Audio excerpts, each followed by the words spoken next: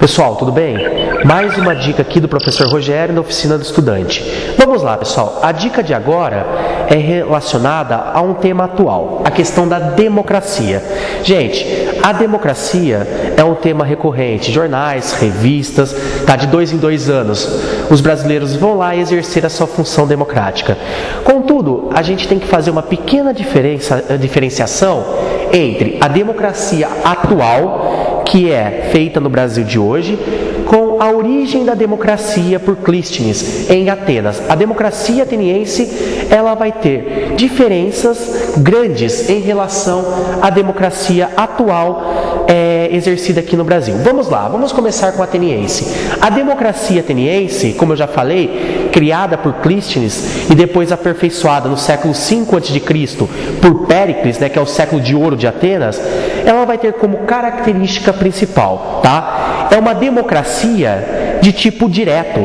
O cidadão de Atenas, ele tinha tempo disponível para tomar todas as decisões políticas de modo direto. Seria, gente, como que eu posso explicar? Mais ou menos, o cidadão, ele vai até o centro político da polis e, conforme a votação, ele vai estar presente, levanta sua mão para dar a sua opinião e também influenciar nas decisões dessa polis. Então, é um tipo de democracia direta.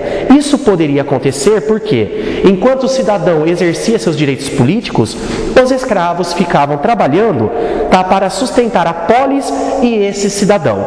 Então, gente, aqui leva uma outra característica da democracia ateniense. Além de direta, é uma democracia restrita na questão de número de pessoas que participam das eleições, das votações, ou seja, o número de participantes políticos é restrito. Era restrito apenas a homens maiores de 18 anos e que são de origem ateniense, são de origem dos fundadores dessa polis. Eram com isso excluídos todos os escravos, os estrangeiros e as mulheres. Então, gente, a democracia ateniense, que tanto se fala, tanto se glorifica, era restrita a menos de 10% da população dessa polis. Então, só quem era cidadão de fato tinha esses direitos. Ao contrário do que acontece na democracia atual. Nossa democracia, ela pode não ser direta, é uma democracia representativa. O que é isso? Simplesmente a democracia representativa, nós não temos tempo, nós trabalhamos, nós não temos escravos, ainda bem, para fazer nossas funções diárias, nossas funções na labuta, ou seja, no trabalho. Então, o que acontece? De 2 em 2 anos, pensando em eleições, e 4 em 4 anos para eleição para presidente, nós elegemos nossos representantes, que são os políticos.